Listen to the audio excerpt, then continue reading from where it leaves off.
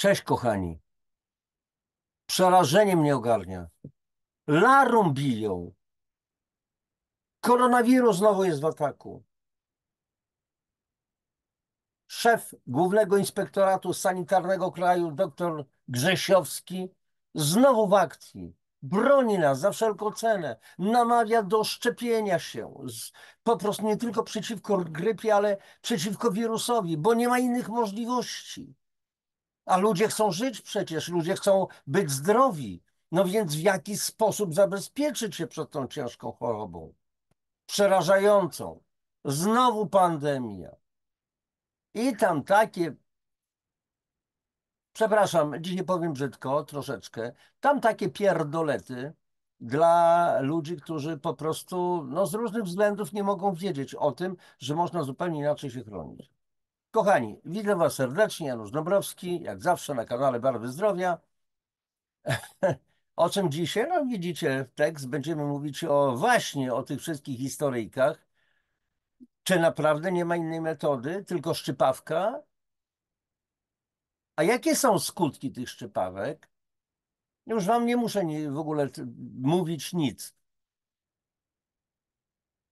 W samej plandemii 250 chyba, jak dobrze pamiętam, tysięcy ponadwymiarowych zgonów. A ludzie dalej umierają.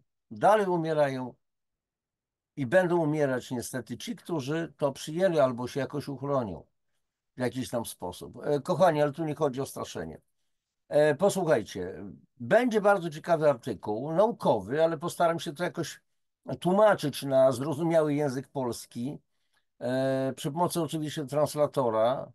Link do oryginalnego artykułu zamieszczę w opisie audycji. Również z tytułem audycji, żeby znaleźć translację na polski, to zróbcie w ten sposób, że tytuł tego artykułu skopiujcie, wrzućcie to na Google, ukaże się wówczas w Google lista różnych artykułów, między innymi ten artykuł i z boku będzie napis tłumaczenie. Trzeba kliknąć tylko tłumaczenie i sprawa załatwiona. Więc z tym, że ażeby wejść w temat, bo będzie oczywiście o zakwaszeniu i odkwaszaniu, znaczy o alkaliczności organizmu, odpowiednim poziomie alkaliczności, który może uchronić przed infekcją koronawirusową. Przepraszam, tylko tu jedną rzecz techniczną załatwię. Dobrze. Więc przypomnę krótko, co to jest tak zwana co jest grane, przepraszam, z tą alkalicznością organizmu. Otóż, kochani, trzeba najpierw powiedzieć o tym, że istnieje tak zwana skala pH. Skala pH, czyli potencja hydrogenii, potencjał jonów wodorowych. Skala pH jest od 0 do 14. Tam, gdzie jest poziom 0, to w roztworze są same jony wodorowe H+. I one decydują o stopniu zakwaszenia. Tam, gdzie są same jony OH-, czyli wodorotlenowe, jest to sama zasada. Alkalia, ług. Jeżeli mamy po połowie, jest 7, to jest ta sama ilość jonów wodorowych H+ dodatnich i ta sama ilość jonów wodorotlenowych OH-. Wszystko jest w równowadze. Jak to się ma do organizmu? Otóż najpierw zajmijmy się krwią. pH krwi powinno wynosić od 7,35 do 7,45. Jeżeli w tych granicach pH krwi jest wszystko w porządku, żyjemy i tak dalej. Jeżeli pH krwi zacznie spadać poniżej 7,35, 7,2, nie daj Boże 7,1, 7,1, 7,0, to już nie żyjemy praktycznie. Więc to pH krwi, każdy spadek o 1 nawet dziesiątą powoduje kolosalne różnice. I teraz, żeby jeszcze zrozumieć dokładniej, o co chodzi z tym pH. Jeżeli posłużymy się, jeszcze może inaczej. Natomiast oczywiście w organizmie nie tylko jest krew, ale również są inne płyny ustrojowe. Jest na przykład ślina, jest limfa, jest sperma, jest płyn mózgowy, jest sok żołądkowy i tak dalej, i tak dalej. I my często posługujemy się, przynajmniej ja to co robię, od 12 lat prowadzę taki program wspomagania metabolicznego organizmu, rewelacyjny, zresztą pracowany przez lekarzy. Posługujemy się, znaczy mierzymy albo mówimy o tym, że trzeba mierzyć swoje pH porannego moczu, środkowy strumień, posługiwać się takimi paseczkami lakmusowymi. Takie paseczki można oczywiście kupić, ja też nimi dysponuję, też sobie zamawiam. I teraz popatrzcie, te paseczki to jest taka skala barwna, bo jeżeli siusiamy na paseczek, oddajemy mocz na pasek, mówiąc tak naukowo, oddajemy mocz, to pasek wówczas lakmusowy zmienia barwę. Jeżeli byłaby ta barwa granatowa, to jest to sugestia, że albo człowiek jest w ogóle zdrowy, bez żadnego ale, albo ma poważne problemy z nerkami. Ale to już jest inna sprawa, inna para kaloszy. Natomiast jeżeli mamy na przykład żółty, lekko zielony i tak dalej, to jesteśmy po prostu pH moczu jest silnie kwaśne.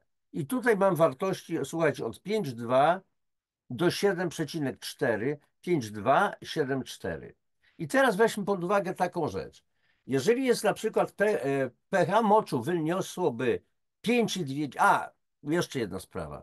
Skala pH dla moczu laboratoryjna, oficjalna, medyczna wynosi od 4,8 do 8,0. I teraz zauważmy jedną rzecz.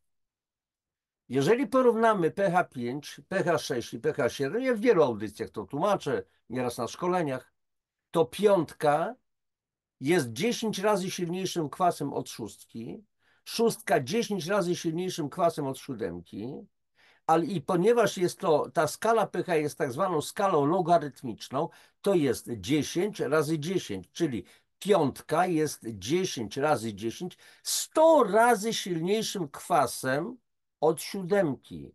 Piątka zawiera 100 razy więcej jonów wodorowych niż w roztworze o pH 7. 100 razy. Rozumiecie teraz w takim razie, że każda 1/10 ma swoje znaczenie. I tak prawdę mówiąc, u zdrowego człowieka pH porannego moczu powinno wynosić w granicach 7,4. A już w najgorszym przypadku lekko poniżej 7, między 6,5 i w górę. 6,5 to i tak już jest za nisko. Jeszcze raz powtarzam, wówczas u zdrowego człowieka powinno to wynosić 7 lub 7,4. O takie, jeżeli posiusiamy, to takie powinniśmy mieć paseczki. Co prawda takie paseczki mogą być na starcie u osób bardzo no, zaniedbanych zdrowotnie, bo wiele razy ja się o tym przekonałem, ale teraz pytanie dlaczego? Dlaczego u nich takie będą paseczki? Dlatego, że ich systemy tak zwane buforowe, o których będzie mowa też w artykule, które zabezpieczają organizm, a zwłaszcza krew przed kwasicą, i zaraz jeszcze dojdziemy do tej kwasicy, do tych terminów, i w końcu jest tak potwornie silne zakwaszenie, że ostatnim ratunkiem są nerki, które wychwytują z tych wszystkich substancji, z tej całej cieczy, która dociera do nerek, jony wodorowe, wykorzystując inne substancje, tworzą po prostu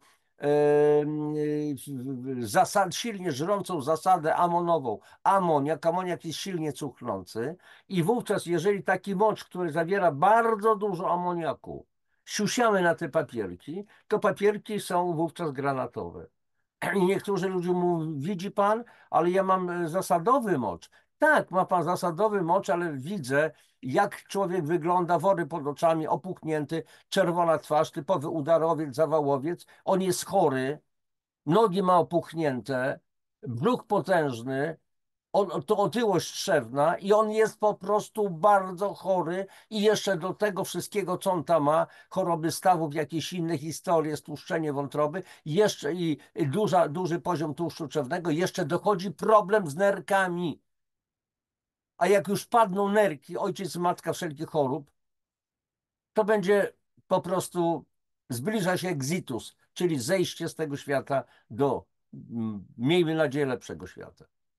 A więc, żebyśmy się dobrze rozumieli, lepiej mieć na starcie o takie kolorki, jakie żółte, tego porannego moczu i dochodzić, odkwaszać się, czyli przyjmować odpowiednie minerały, po prostu zestawy wieloskładnikowe i dojść do tych granatów.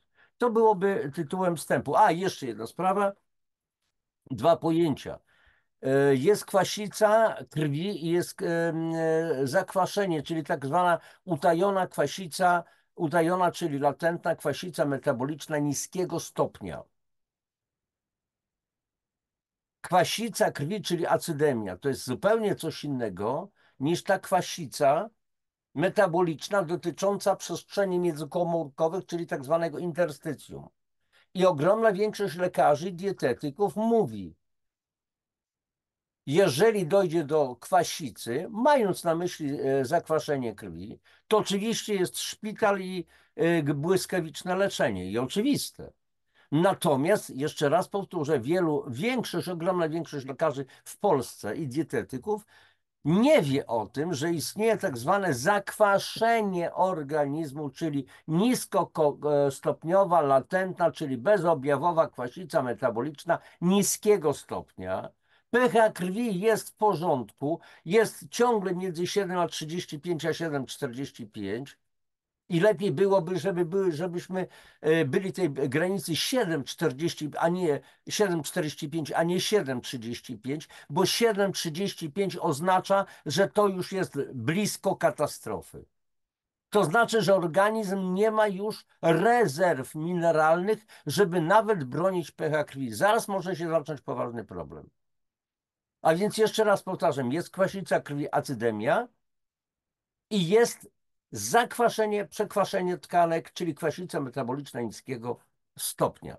Oczywiście jest to spowodowane naszym stylem życia, dietą, brakiem ruchu itd., itd. A tak przy okazji, oczywiście, jeżeli im silniejsze zakwaszenie przestrzeni międzykomórkowych, tym silniejsze niedotlenienie. Najpierw pojawia się tak zwana hipoksemia, czyli braki tlenu we krwi tętniczej przy silnym zakwaszeniu.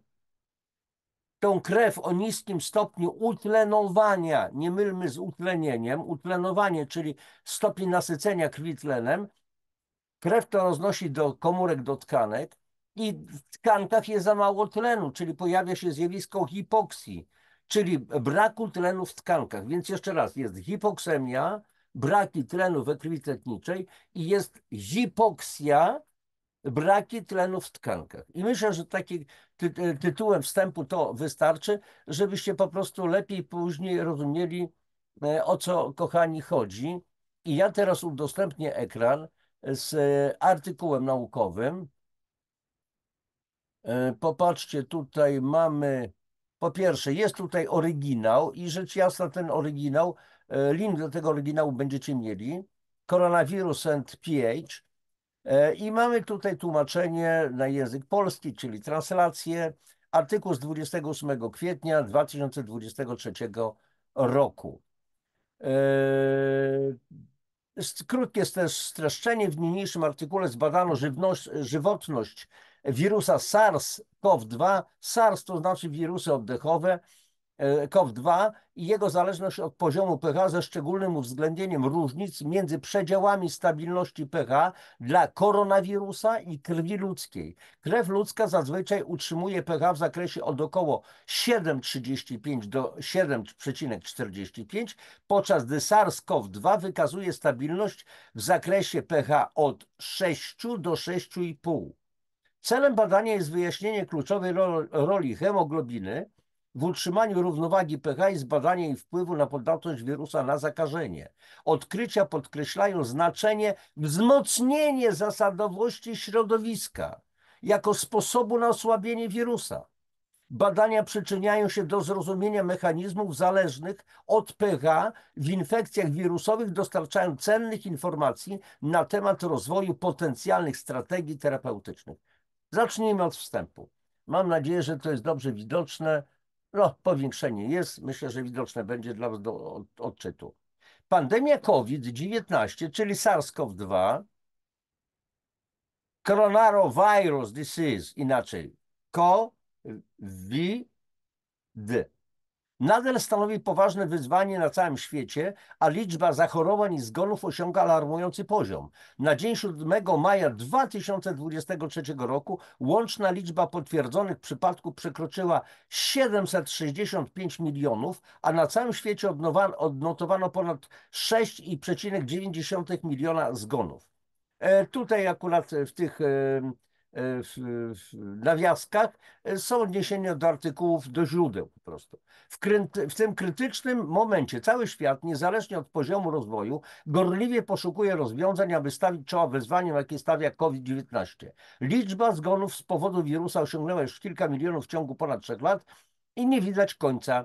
To właśnie w kontekście tych tragicznych okoliczności skupiamy naszą uwagę. Społeczność globalna, obejmująca zarówno kraje wysoko rozwinięte, jak i słabo rozwinięte, intensywnie poszukuje rozwiązań pozwalających sprostać wyzwaniom, jakie stawia pandemia COVID-19. Dziś opracowano i szeroko stosuje się liczne podejścia do leczenia COVID-19. Liczne badania i dowody z rzeczywistego świata pokazują, że szczepionki są skutecznym narzędziem w walce z chorobą. Kochani, ja czasami nie wytrzymam po prostu. Naukowcy ci muszą coś rzucić na żer. Być może w wielu przypadkach te szczepionki są skuteczne, ale dlaczego się zaleca stosowanie co iluś odnowienia szczepień? Zapewniają one znaczną ochronę przed ciężkim przebiegiem choroby, hospitalizacjami i zgonami związanymi z COVID-19. Jednak w terminalnym stadium choroby, gdy organizm znajduje się w stanie krytycznym, szczepienie może mieć ograniczony wpływ na chorobę. Szczepionki mają zazwyczaj zapobiegać chorobie lub łagodzić jej przebieg, ale nie zawsze zapewniają pełną ochronę lub leczenie w późniejszych stadiach choroby.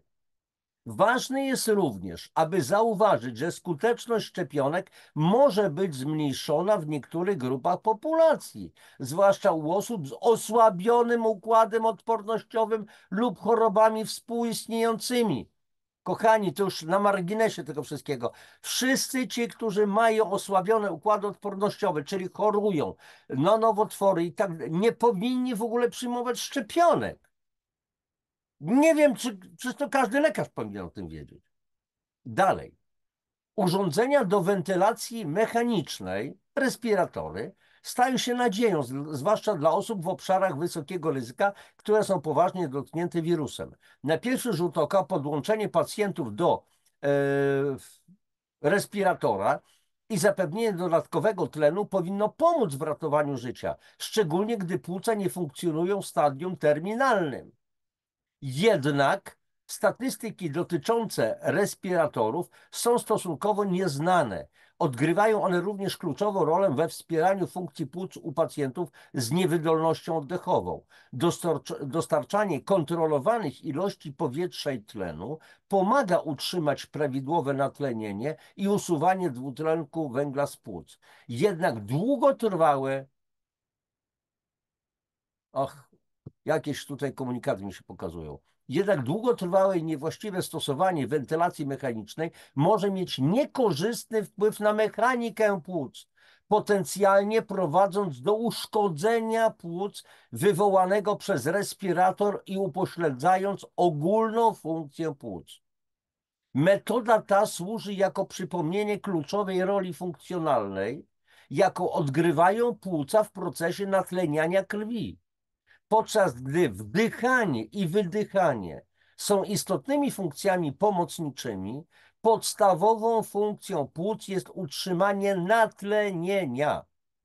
Po zakażeniu koronawirusem ta krytyczna funkcja zostaje upośledzona, co prowadzi do jej upośledzenia. Zanik tkanki płucnej może przyczyniać się do tego ciężkiego zespołu, chociaż nie jest on wyłączny dla przypadków ciężkiego uszkodzenia płuc. Co godne uwagi, w przypadku braku ciężkiego uszkodzenia płuc występuje znaczne zmniejszenie natlenienia krwi, saturacji tlenem. pomimo odpowiedniego ciśnienia tak zwanego parcjalnego tlenu gazowego w płucach. Jednocześnie znaczenie roli, uwaga, kochani, kwasowości i zasadowości tkanek w organizmie człowieka, zwłaszcza w procesie natlenienia krwi, nie zostało dostatecznie docenione. Niniejszy artykuł może stanowić podstawę do dalszych badań eksperymentalnych i opracowania zaleceń dotyczących leczenia COVID-19, zwłaszcza w jego krytycznych fazach. Natlenienie krwi i pH. Co istotne, poziom natlenienia krwi jest ściśle powiązany z innym istotnym parametrem znanym jako stężenie jonów wodorowych, pH, potencja hydrogenii. Przypomnijmy, że pH definiuje się jako logarytm tych jonów, gdzie to TCH powiedzmy plus oznacza stężenie jonów wodorowych w molach na litr i tak dalej, i tak dalej. Nie jest nieistotne. W każdym razie ta cała, no może jednak odczytam pewne fragmenty. W środowisku obojętnym, takim jak destylowana i oczyszczona woda pozbawiona dwutlenku węgla, pH wynosi 7 w temperaturze 298 kelwinów. W środowisku kwaśnym spada do zera. Natomiast w środowisku zasadowym wzrasta do 14, czyli jest to skala pH od 0 do 14. W 0 są same jony wodorowych A+, w 14, czyli w roztworze, który ma pH 14, są same jony wodorotlenowe OH ujemne. W zdrowym organizmie człowieka pH krwi utrzymuje się na poziomie około 7,35 do 7,45. Kwasicę krwi, podkreślam, obserwuje się, gdy pH spada poniżej normy. Natomiast zasadowicę obserwuje się, gdy pH wzrasta powyżej normy. Nawet niewielkie odchylenie pH o 0,3 może prowadzić do depresji układu nerwowego, a przy pH 7,11 lub niższym może skutkować śmiercią. Chodzi o pH krwi. W przypadku innych narządów i tkanek dopuszczalne są szersze zakresy pH, takie na przykład 7,0, 7,5 dla śliny i zauważalnie niższe niż 7 dla moczu i soku żołądkowego. Przy okazji, a więc jak wspomniałem, pH moczu, skala medyczna pH dla moczu to jest od 4,8 do 8,0 lub w niektórych laboratoriach 8,2. To jest coś strasznego, bo jeżeli już nie bierzemy pod uwagę 4,8, ale 5 mamy mieć pH moczu 7, to znaczy, że mamy po prostu w naszych przewodach moczowych i tak dalej krążą substancje 100 razy bardziej kwaśne niż potrzeba. To co te kwaśne substancje z nami robią? Sok żołądkowy w okresie spoczynkowym, kiedy nie trawimy, kiedy jesteśmy najedzeni, wynosi 4-4,5, natomiast wtedy, kiedy jesteśmy bardzo głodni, chcemy jeść i organizm się przygotowuje do trawienia, to pH spada do 1,5-2 mniej więcej. Stabilność pH krwi jest utrzymywana dzięki układowi 3 roztworów buforowych: węglanowego, fosforanowego i przede wszystkim hemoglobiny.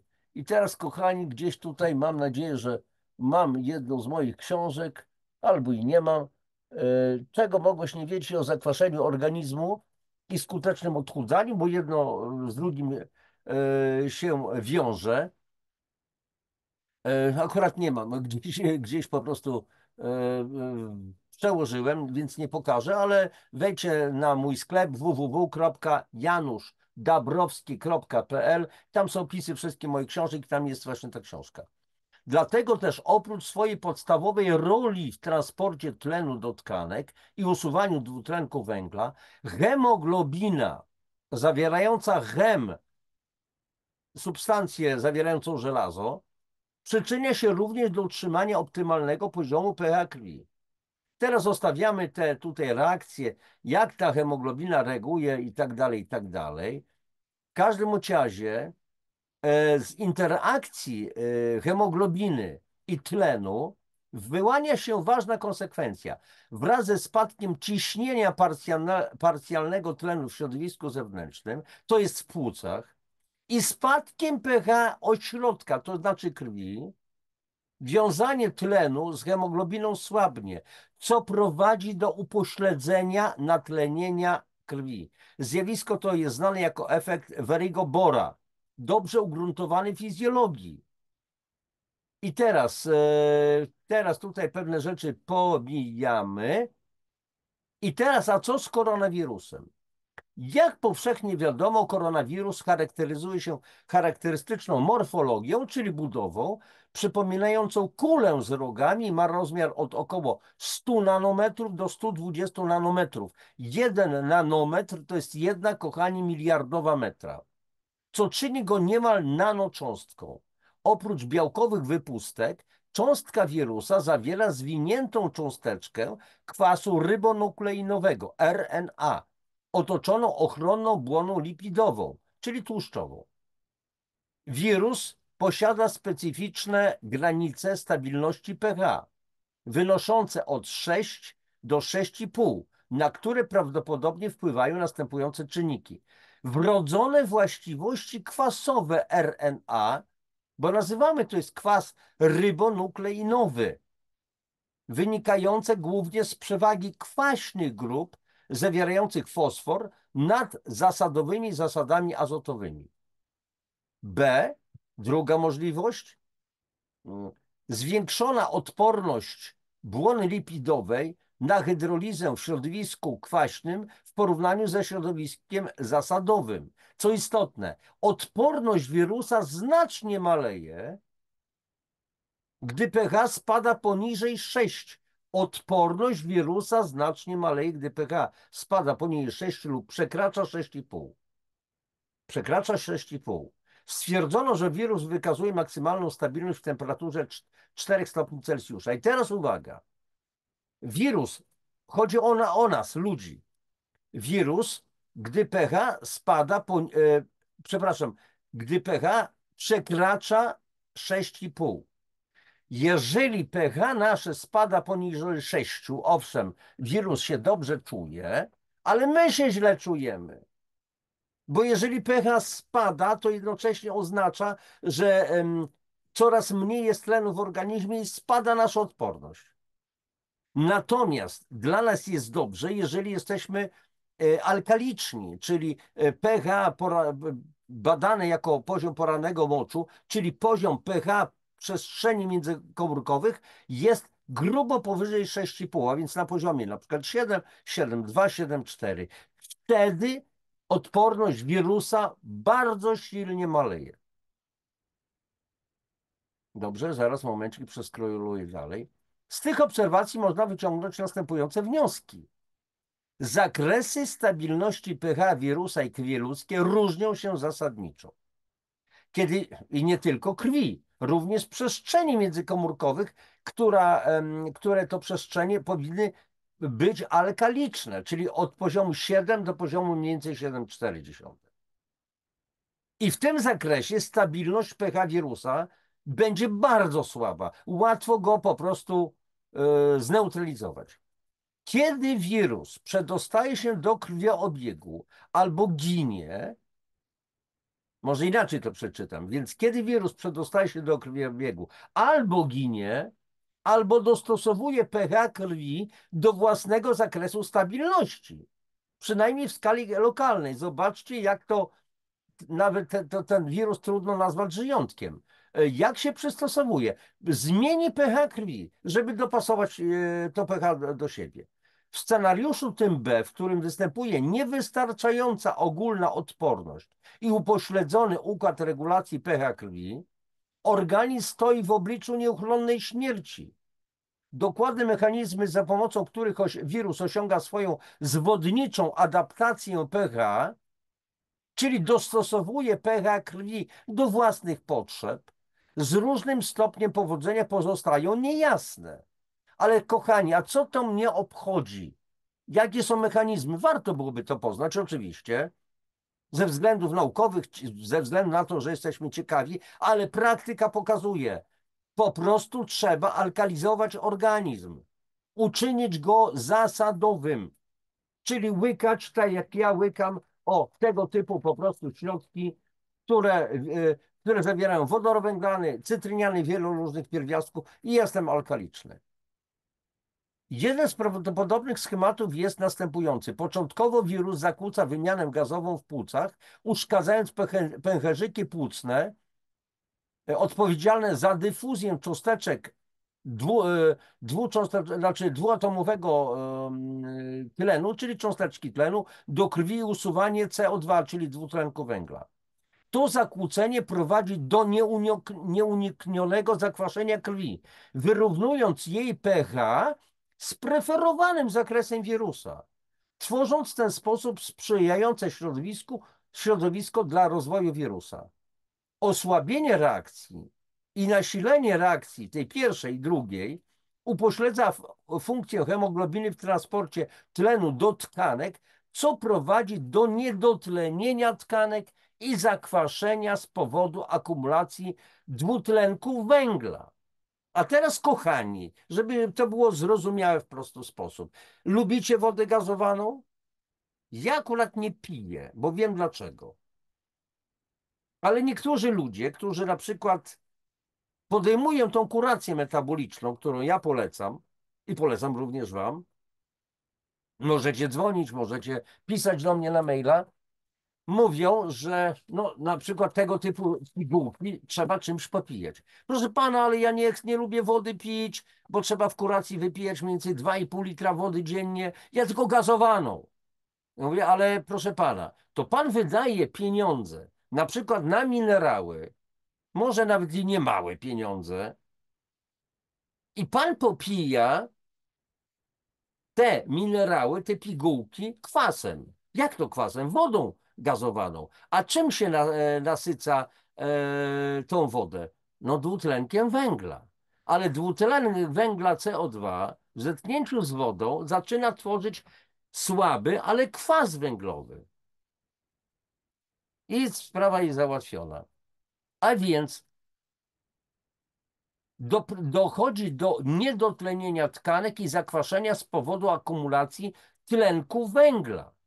A przepraszam, nie tlenku, tylko dwutlenku węgla. W konsekwencji fala uderzeniowa infekcji wirusowej rozprzestrzenia się znacznie szybciej niż sam wirus. Ten proponowany schemat pomaga wyjaśnić podstawowe przyczyny gwałtownego i często tragicznego przebiegu choroby. Czyli wirus powoduje dodatkowe zakwaszenie krwi i zejście śmiertelne. Ponowna analiza tego manuskryptu pogłębia naszą wiedzę na temat interakcji koronawirusa z dynamiką pH, podkreślając jego wpływ na postęp choroby. Dynamika pH, czyli zakwaszenie po prostu krwi, wcześniej zakwaszenie przestrzeni międzykomórkowych. Wnioski uzyskane w wyniku tych badań mogą pomóc w opracowaniu ukierunkowanych strategii terapeutycznych mających na celu złagodzenie niszczycielskich skutków wirusa. Ciśnienie krwi a pH pod wpływem różnych czynników, w tym wywołanych przez koronawirusa, dochodzi do zaburzenia funkcjonowania układów buforowych. A przecież wielu lekarzy, wielu dietetyków, słuchajcie, wielokrotnie to słuchałem. Co pan takie rzeczy opowiada, bzdury o zakwaszeniu? Proszę pana, organizm posiada systemy buforowe, które chronią organizm.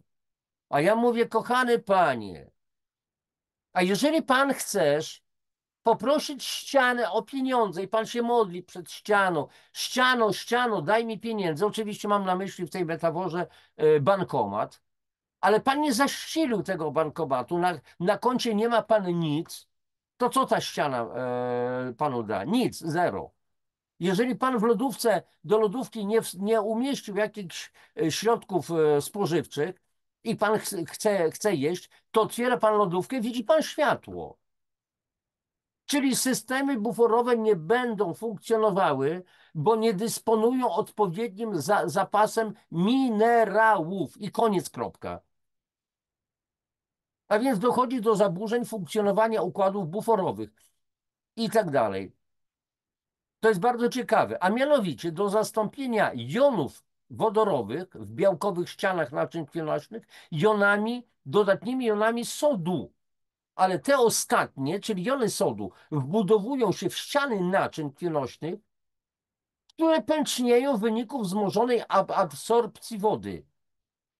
Dlatego, że ten sód będzie powodował przyłączanie w wody.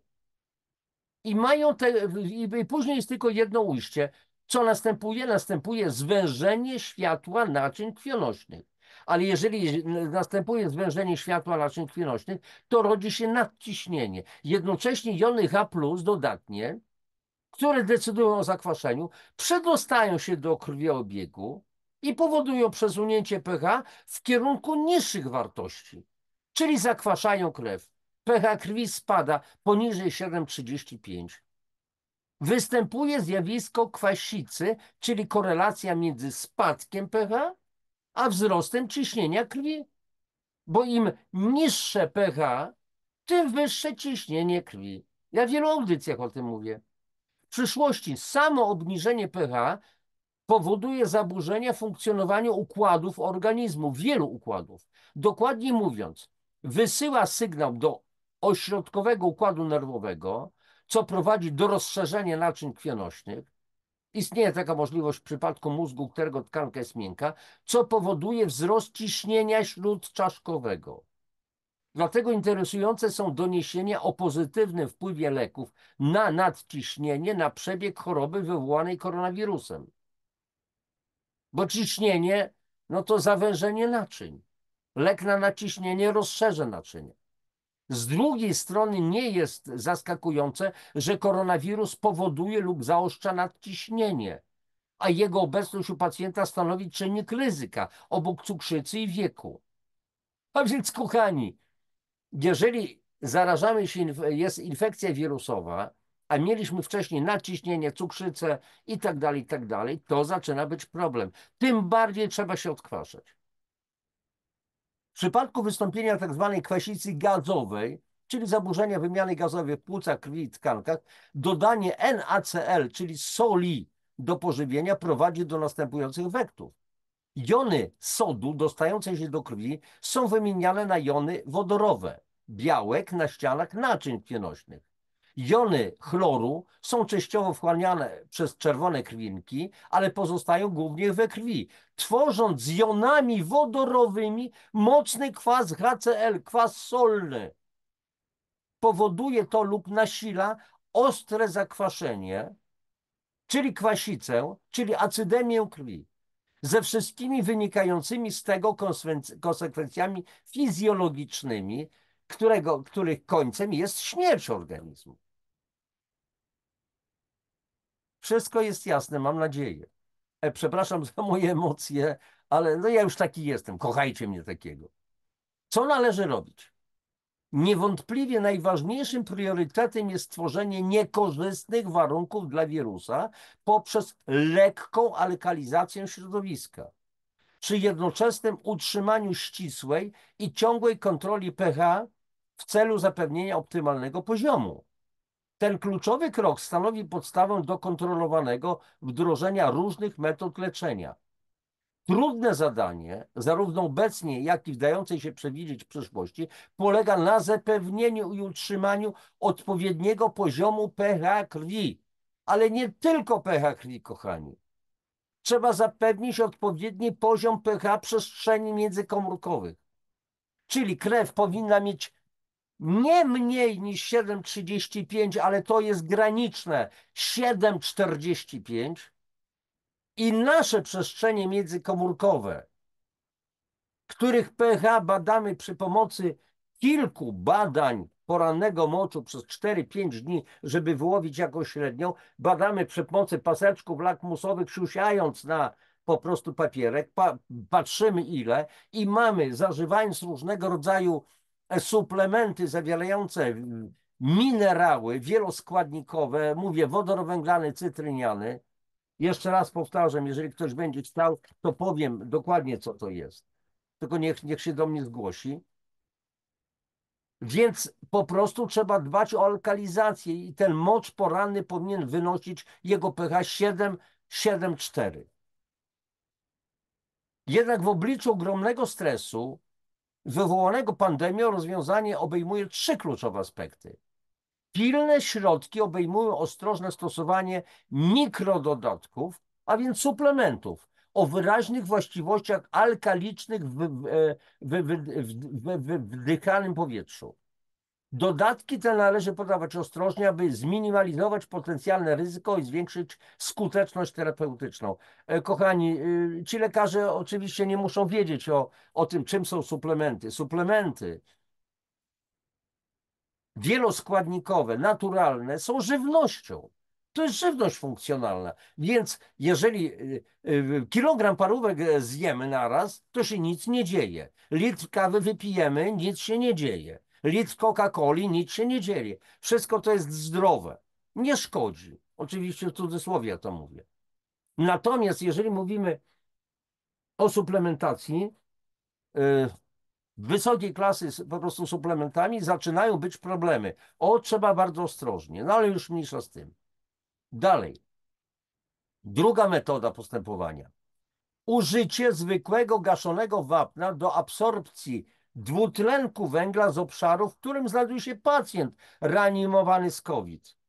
Czyli wyobraźcie sobie szpitalne pokoje, w których między łóżkami są naczynia, w których jest wapno, zwyczajne wapno gaszone. I to jest bez żadnego problemu. Te wapno gaszone będzie wchłaniało dwutlenek węgla, który się nie dostanie do płuc chorego i chwała Bogu. Tu są jeszcze dodatkowe informacje. I teraz dalej. Następna rzecz, co jest ważne do zrobienia, długoterminowe perspektywy obejmują opracowanie podstaw teoretycznych i szeroko zakrojone testy praktyczne, mające na celu ustanowienie codziennego monitorowania i korygowania pH krwi jako strategicznej linii obrony przed obecnymi i przyszłymi chorobami zakaźnymi, obejmującymi zarówno patogeny wirusowe, jak i bakteryjne. Bardzo długie zdanie. Dość takie troszeczkę skomplikowane. O co tu chodzi? Chodzi o to, żeby ludzie mogli mieć coś w domach do badania pH krwi. Ale po co do badania pH krwi? Wystarczą paski lakmusowe za kilkanaście złotych, żeby badać pH porannego moczu. Jeżeli pH porannego moczu będzie wynosiło, bo się alkalizuje, 7,74, to znaczy, że moja krew na pewno będzie bardzo alkaliczna, na poziomie około 7,45. I to jest wszystko. Nie trzeba tutaj nic kombinować. Wnioski. Odkrycia podkreślają potrzebę wzmocnienia zasadowości podłoża jako ośrodka osłabiającego wirusa. Zrozumienie mechanizmów zależnych od pH w infekcjach wirusowych przyczynia się do rozwoju potencjalnych strategii terapeutycznych. Alkalizując podłoże, uważnie monitorując poziom pH i badając innowacyjne metody, możemy utorować drogę do skutecznych strategii leczenia obecnych i przyszłych chorób zakaźnych. Ponadto artykuł omawia korelację między ciśnieniem krwi a poziomem pH. Nieprawidłowo funkcjonujące układy buforowe i kwasica krwi mogą prowadzić do wzrostu ciśnienia krwi. Obecność koronawirusa zaostrza nadciśnienie, czyniąc je czynnikiem ryzyka ciężkiej choroby. Zakwaszenie organizmu, czyli przekwaszenie tkanek, czyli kwasica metaboliczna niskiego stopnia dotycząca przestrzeni międzykomórkowych jest między innymi jedną z przyczyn nadciśnienia, cukrzycy, otyłości itd., itd. Aby sprostać tym wyzwaniom, zaleca się pilne podjęcie działań obejmujących ostrożne stosowanie mikrododatków o właściwościach alkalicznych w wdychanym powietrzu.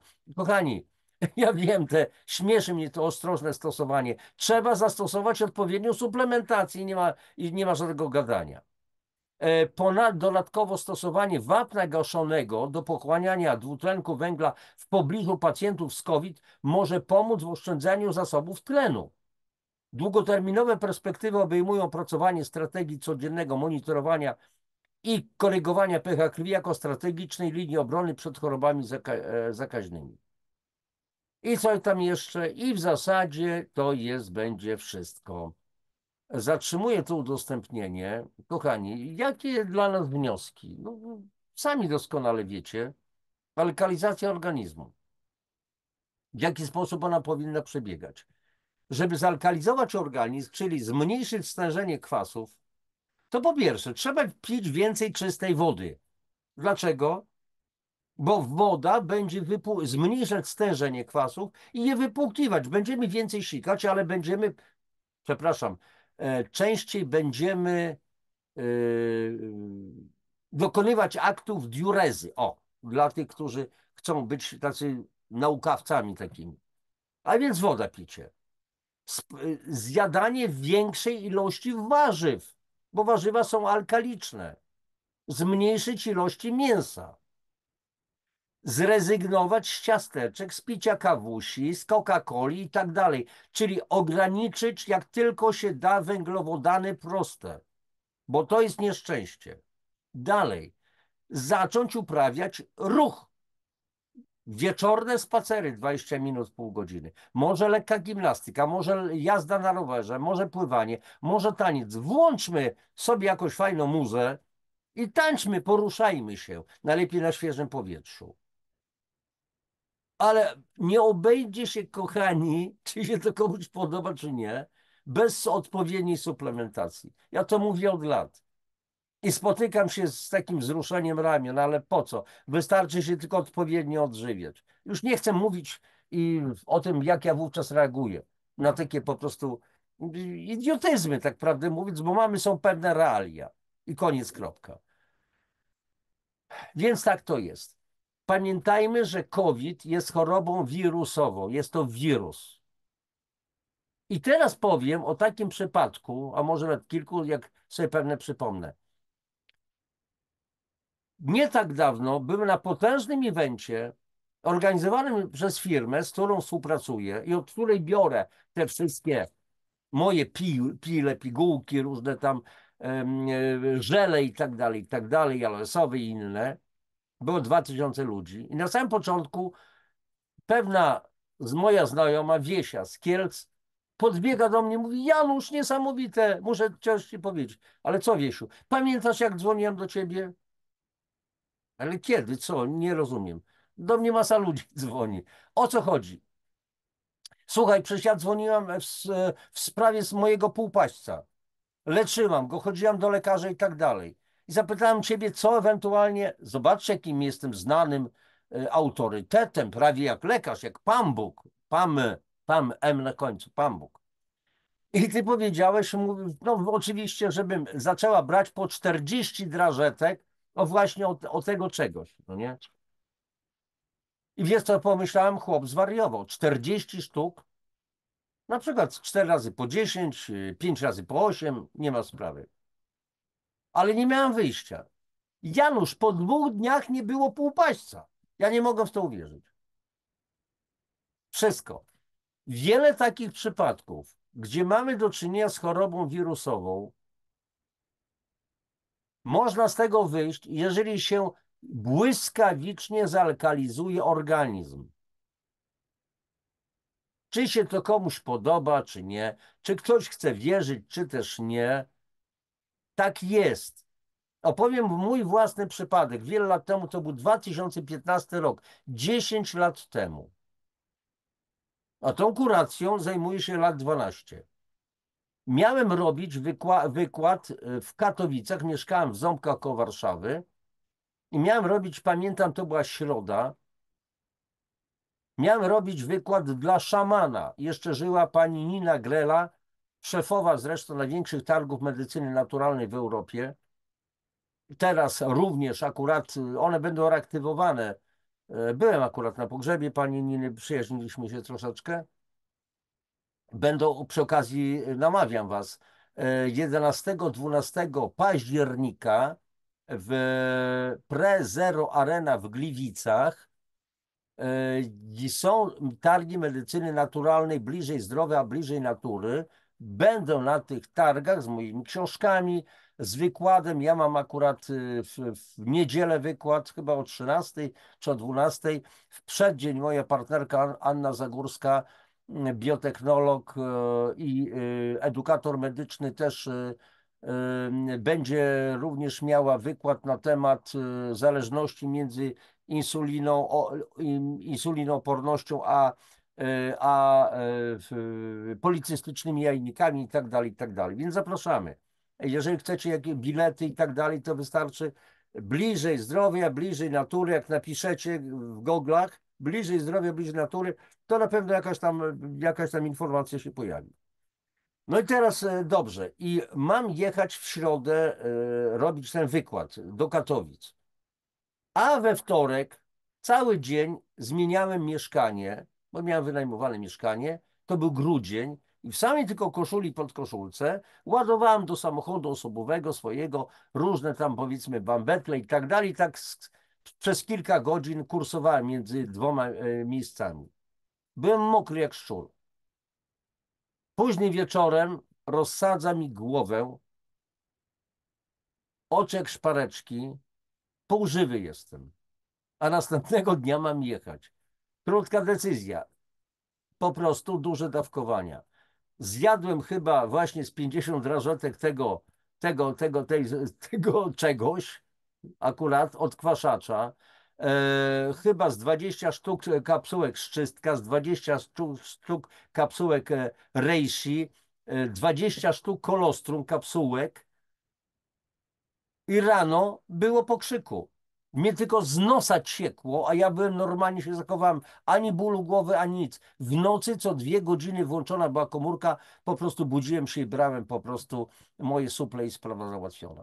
I pojechałem i wróciłem tego samego dnia, no spod Warszawy do Katowic, 2 godziny wykład i z powrotem. I czułem się po prostu świetnie, bez żadnego ale. Dlaczego? Bo się po prostu przeziębiłem na swoje własne życzenie, z głupoty. Wirusówka, szybka i koniec, kropka. Biegałem, spadła mi odporność, nerwy, stres i tak dalej. I co trzeba było zrobić? Jak zneutralizować wirusy? Odkwaszając się. Wirus nienawidzi środowiska alkalicznego, tam nie ma możliwości replikacji, koniec, kropka. Możecie, znaczy wy nie macie powodu nie wierzyć, sądzę, nawet, ale ci, którzy może po raz pierwszy z Państwa, którzy to oglądają, no, mogą mieć różne jakieś takie pejoratywne odczucia związane z tym, co po prostu mówię, ale ja wiem, co mówię. Nie mówię, co wiem, tylko wiem, co mówię, bo ja wiele rzeczy wypraktykowałem na sobie i na wielu ludziach. Na wielu ludziach w Polsce.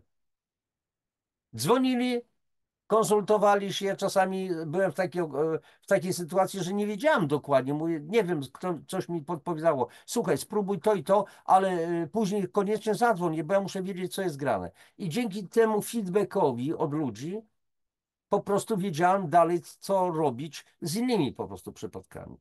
Dobrze, kochani, kończymy to.